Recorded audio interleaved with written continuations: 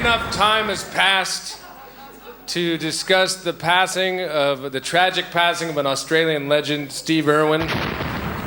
I was a big fan. I was sad about it. Millions of people worldwide were very upset when he died.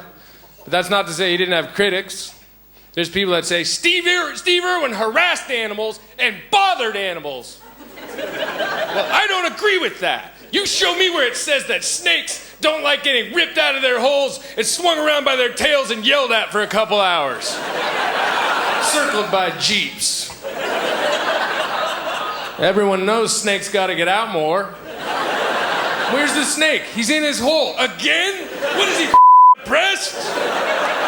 Chin up, snake. It's a beautiful evening. And it was a huge deal. When he died, I mean, that was a big deal. Like back home, it was like all the news talked about for 3 days. And we have 24-hour news networks, so they had to talk for hours. But they don't like to repeat in any given hour. So what do?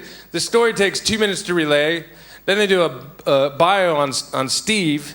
And then they still have 35 minutes or whatever, and they got to think of stuff to say. So they just focused on the other element of the story, stingrays. And they had stingray experts on the news, who up until then had not been getting a lot of work. And the stingray experts taught Americans about stingrays, and there's a lot of news junkies back home.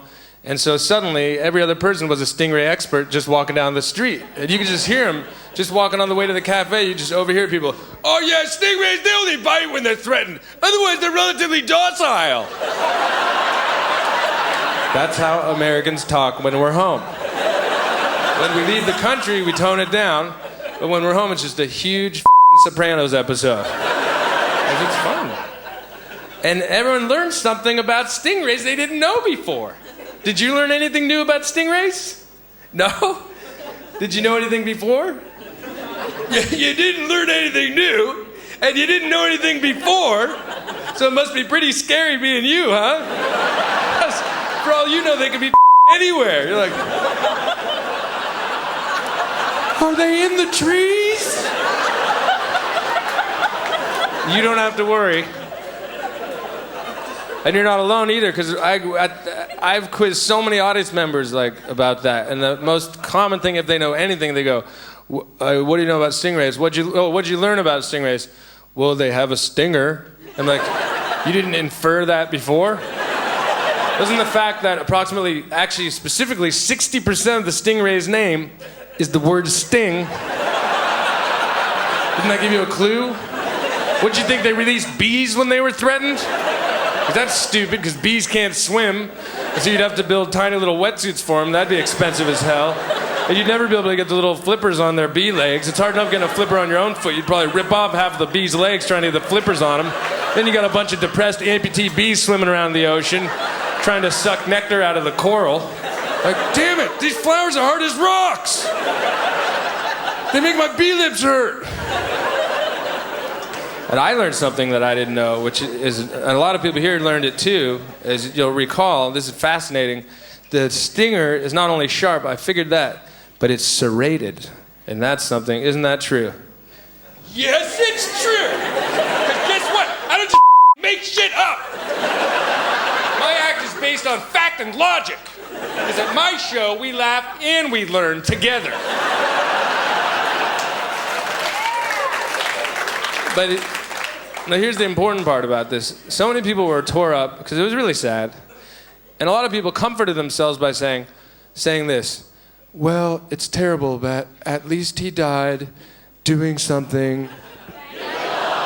You all know what it is because everyone says that. But I just thought about it. I don't think it makes sense. I don't think that makes it any less tragic at all. If you die doing something you love, how does that make it any better? I love bowling. But if I die in a horrible freak bowling accident, I'm gonna be pissed off about it. And you can remember that if anyone ever comes up to you like, oh my God, did you hear about Arj? Well, he was bowling and, he loved bowling. It's just like, he used to bowl all the time and he always had that one bowling joke. He'd say, it doesn't matter in bowling, it doesn't matter what the scores are, because the winner's always the same. Hand bacteria. And he just thought that was so funny. Although he never actually used it in his act, he didn't think it was quite good enough. But he did say that maybe someday he'd have one of his characters say it, so I don't know what that means.